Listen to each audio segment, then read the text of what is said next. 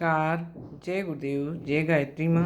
पंडित श्री राम शर्माचार्य वाङ्मय रामायण की प्रगतिशील प्रेरणाएं स्वाध्याय के क्रम में आज हम स्वाध्याय करेंगे पृष्ठ क्रमांक 2.147 पर।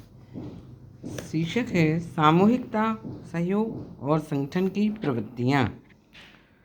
व्यक्ति अपने आप में बहुत नेक और गुणवान हो तो भी उसमें यदि सामूहिक दृष्टिकोण का अभाव हो, सहयोग और संगठन का महत्व वह न समझता हो अथवा उसके अनुरूप अपनी प्रवृत्तियां न बना सके तो उसकी स्वयं की प्रगति भी कुंठित हो जाती है और समाज के लिए वह उपयोगी नहीं बन पाता।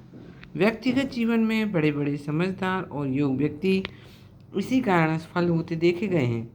वे न किसी से तालमेल बिठा पाते हैं, न मिलजुल कर बड़े कार्यों को हाथ में ले पाते हैं। सार्वजनिक जीवन में तो यह कमी और भी अखरती है। अच्छी संस्थाओं और संगठनों में व्यक्तिगत रूप से नेक व्यक्ति भी सामूहिक प्रवृत्तियों के अभाव में असफलता और निंदा के पात्र बन जाते हैं।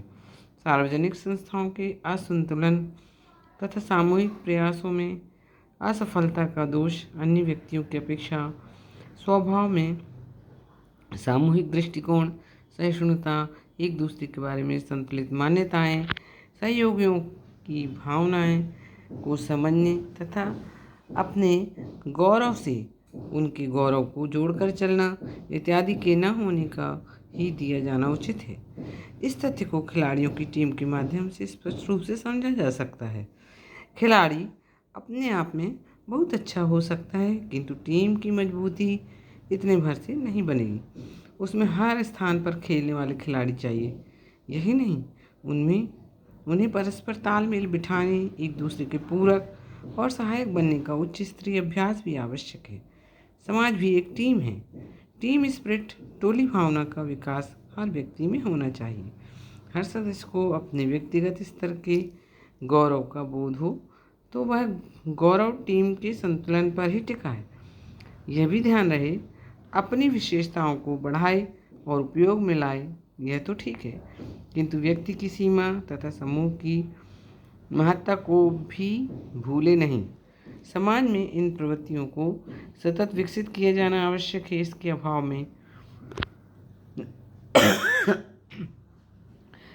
अभाव में समाज की प्रगति में सदा रुकावट बनी रहेगी। शिकायत करने की अपेक्षा इन प्रवृत्तियों के विकास के लिए प्रयास किए जाने चाहिए। श्रेष्ठ समाज की रचना तथा सामाजिक सुख सुविधा का विकास इसी आधार पर हो सकता है। प्राचीन काल में समाज के प्रमुख विचारक तथा व्यवस्थापक इस संदर्भ में पर्याप्त सचेत और सचेष्ट रहते थे।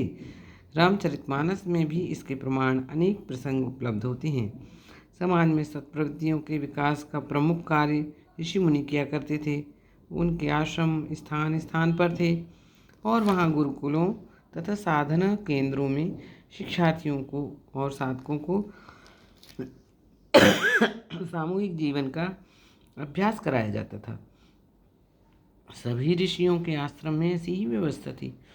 विश्वामित्र जी के आश्रम का वर्णन करते हुए मानस में लिखा है, विश्वामित्र महामुनि ज्ञानी, बसहि विपिन शुभ आश्रम जानी, जहाँ तप यज्ञ भूयोग मुनि करहीं। तो मुनि जो हैं वो ऋषि वन में रहते थे। ऋषि जो थे वो वन में रहते थे और अपनी शोध और साधनाओं की सुविधा के लिए वे समाज की ओर से बेखबर नहीं रहते थे। समाज को मार्गदर्शन देने के लिए वे सामाजिक उतार चढ़ावों पर तीक्ष्ण दृष्टि रखते थे। जब भरद्वाज ऋषि के पास पहुंचते हैं और अपनी व्यथा बतलाने लगते हैं तो ऋषि उन्हें रोक कर स्वयं कहते हैं कि हमें सारा विवरण ज्ञात है। सुनहु भरत हम सब सुधि पाई, विधि कर तब पर कछु न बसाई। अपने सामाजिक दायित्व के प्रति सजग ऋषि इसी कारण भरत और अयोध्या वासियों के दुख को कम करने और उन्हें सही दिशा प्रदान करने में सफल हुए। ऋषिगण आश्रमों में तो सामूहिक प्रवृत्तियां चलाते ही थे, किंतु विशेष अवसरों पर सारे ऋषि मुनि एक स्थान पर एकत्रित होकर विचार विमर्श भी किया करते थे। यही कारण था कि समाज के हर क्षेत्र में उनकी परिस्थितियों का बारीकी से अध्ययन करके समय अनुकूल कार्यक्रम बनाने तथा सभी आश्रमों में समान रूप से जल कल्याण हेतु उसे कार्यान्वित करने में वे सफल होते थे। ऐसे ऋषि सम्मेलनों में निर्धारित रूपरेखा की जानकारी लेकर ऋषिगण अपने अपने आश्रमों में जाकर अपने अपने क्षेत्र को उसी आधार पर संभालने लगते थे। माघ मकर गत रवि जब होई, तीरथ पतहि आव सब कोई। देव धनुज किन्नर नर श्रेणी, साधर मज्जहि सकल त्रिवेणी।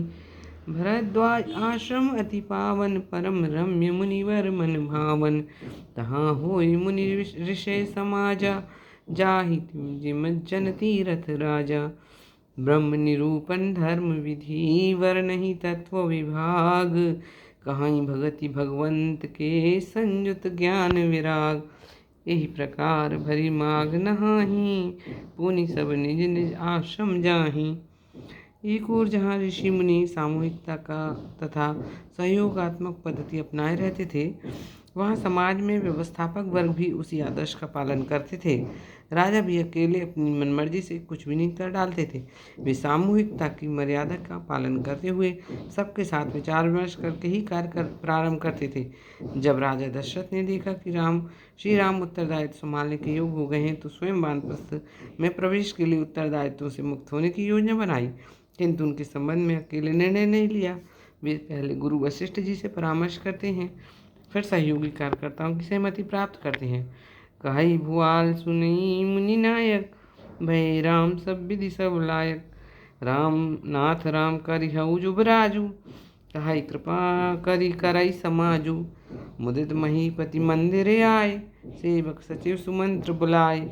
जो पाँच ही मत लागई नीका, करऊ हर सिंह राम ही टीका। व्यवस्थापक उत्तरदायित्व जिस किसी पर भी हो, उसे सामूहिकता की मर्यादा बनाए ही रखनी चाहिए। उससे परस्पर स्नेह भाव भी बढ़ता है तथा अपेक्षाकृत अधिक उपयोगी हल भी निकाले जा सकते हैं। राजा दशरथ की मृत्यु के बाद गुरु वशिष्ठ पर राज्य व्यवस्था का प्रधान उत्तरदायित्व आ पड़ा। भरत को राज्य देने के प्रसंग में वे भी उसी पद्धति का निर्वाह करते हैं। सुदिन शोधि मुनिवर तबे आए, सचिव महाजन सकल बुलाए। बैठी राजसभा सब जाई, पठे बोली भरत दो भाई। इस चर्चा का फल यह निकला कि द्वेष दुर्भाव जरा भी न पनप सका और श्री राम को चित्रकूट जाकर वापस लाने की सर्वसम्मति से योजना बन सकी। चित्रकूट में भी श्री राम जी के पास कोई प्रस्ताव रखने के पूर्व गुरु वशिष्ठ भरत सहित सभी प्रधान नागरिकों को एकत्र करके चर्चा करते हैं। गुरुपद कमल प्रणाम करी, बैठे आयुष पाए। विप्र महाजन सचिव सब, जुरे सभासद आय। बोले मुनिवर समय समाना, सुनो सभासद भरत सुजाना। यही क्रम मानस में आगे भी चलता रहता है। भगवान राम सब कुछ जानते हुए भी सामूहिकता की मर्यादा निभाते हैं, सहयोगी से परामर्श करते रहते हैं। लंका विजय के लिए समुद्र पार करने की समस्या में वे सबके सामने रख कर सलाह मांगते हैं। सुनु कपीश लंकापति वीरा, के वितरई जलधि गंभीर। संकुल मकर उरग जाति, अति अगाध दुस्तर सब भांति। व्यवस्थापक ही नहीं, सामान्य नागरिक तथा कार्यकर्ता भी यदि सामूहिकता का लाभ उठाने में अभ्यस्त हैं तो विषम परिस्थितियों में भी मार्ग निकाल लेते हैं। सीता की खोज में निकले योद्धा जब अवधि पूरी होने पर भी कोई सूत्र नहीं पा सके तो उन्होंने भी सामूहिक परामर्श एवं चिंतन का मार्ग पकड़ा। इतिश्री आज के लिए यहीं तक। कल पुनः अगले पृष्ठ पर स्वाध्याय करेंगे। तब तक के लिए नमस्कार। जय गुरु।